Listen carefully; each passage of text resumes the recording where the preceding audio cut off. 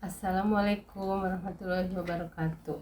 Perkenalkan, nama saya Nia Kurniasi dari jurusan Sastra Inggris, bidang minat penerjemah.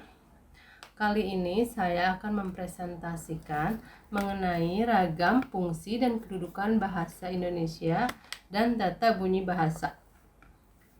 Tujuan pembelajaran kali ini adalah mengenai memahami ragam bahasa, fungsi bahasa, kedudukan bahasa Indonesia, dan menjelaskan bunyi bahasa.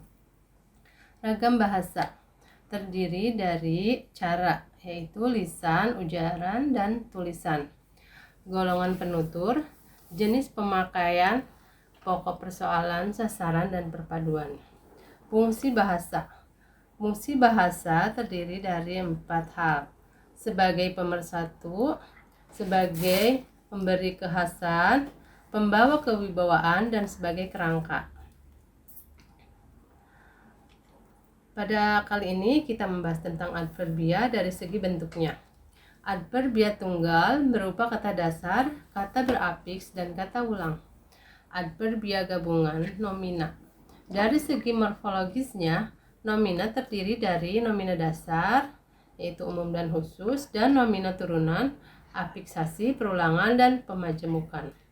Frase pronominal terdiri dari pronomina plus numeralia kolektif, pronomina plus kata petunjuk, pronomina plus kata sendiri, pronomina plus kata klausa, dan pronomina plus frasa nominal apositif.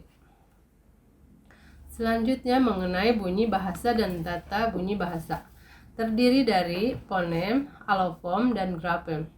Fonem yaitu satuan bunyi terkecil yang bisa membedakan makna. Alofom adalah variasi bunyi yang tidak membedakan makna. Sedangkan grafem adalah satuan terkecil sebagai pembeda dalam sebuah sistema aksara. 3 faktor yang terlibat pada pelafalan konsonan, yaitu konsonan dalam keadaan pita suaranya, penyentuhan atau pendekatan berbagai alat ucap, cara alat ucap bersentuhan atau berdekatan. Kita beralih ke sesi kedua mengenai kelas kata.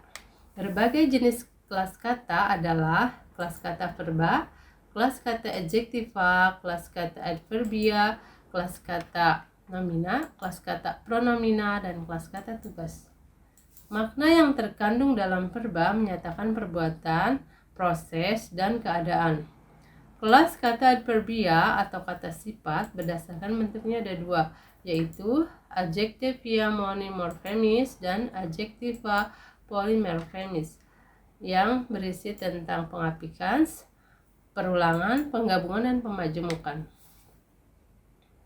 Kata tugas berdasarkan perannya dalam frase atau kalimat diklasifikasikan menjadi preposisi, konjungtor, interfeksi, artikulasi, dan partikel penegas.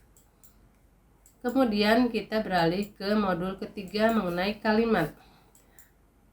Kategori peran dan fungsi kalimat adalah, menurut konsep kategori, unsur-unsur kalimat dapat dilihat dari kategori kata, yaitu nomina, verba, adjektiva, dan numeralia. Kemudian dari segi fungsinya, frase nominal, frase verbal, frase adjektiva, dan frase proporsional. Fungsi lebih mengacu pada tugas unsur dalam kalimat seperti subjek, predikat, objek, pelengkap, dan keterangan. Demikian presentasi kali ini. Assalamualaikum warahmatullahi wabarakatuh.